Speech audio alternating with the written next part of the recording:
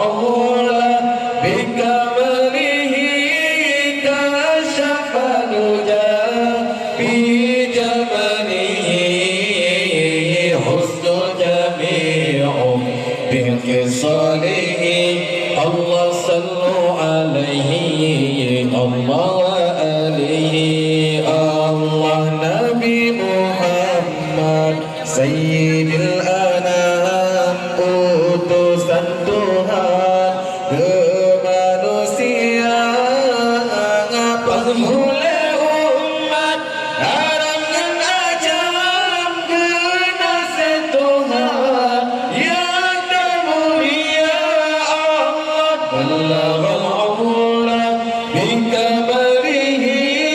kasyafal jah bijamalihi husnul jami'u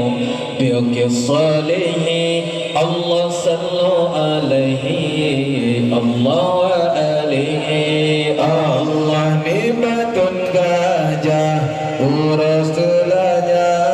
lagi janjungan Rabiul Ula tanggai dua di babunganya bangula alam lagi ulunya Allah balaghal ula bikamalihi kasyafal jah bijamalihi husnul jami'u bikhisalihi Allah sallu alaihi Allah wa alihi Allah yatim dan ayah ulang kandungan kendama Tuhan keamanan dada urus bikasih harta cintaan Nabi janjungan kan urus kaya Allah balaghal aula bikamalihi kasyafal jah bijamalihi husnul jami'u biqisalihi Allah sallu alaihi Allah wa alihi Allah Sayyid Abdullah ayah digemjangan anak bangsawan kuris mulia Siti Aminah jempute intaman bawa janjungan tak dari rumah Allah balaghal aula bikamalihi kasyafal jah bijamalihi husnul jami'u biqisalihi Allah sallu alaihi Allah wa alihi Allah Abdul Muttalib hati bersedang adu khabaran cucu kekanan kagetan Nabi nebau sajan masjid haram kaban lika Allah balaghal aula bikamalihi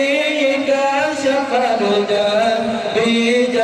bijamalihi husnul jami'u biqisalihi Allah sallu alaihi Allah wa alihi Allah orang yang kata cucu sayangan bersigam alam agama tambah agama yang ridha Tuhan agama Islam tambah kata Allah balaghal aula bikamalihi kasyafal jah bijamalihi husnul jami'u biqisalihi Allah sallu alaihi Allah wa alihi Allah berkasturi maka masanya cahaya fitra kenda Rabbana nur malaikat nutelari jalan sampai akhirat pangula dunia Allah balaghal aula bikamalihi kasyafal jah bijamalihi husnul jami'u biqisalihi Allah sallu alaihi الله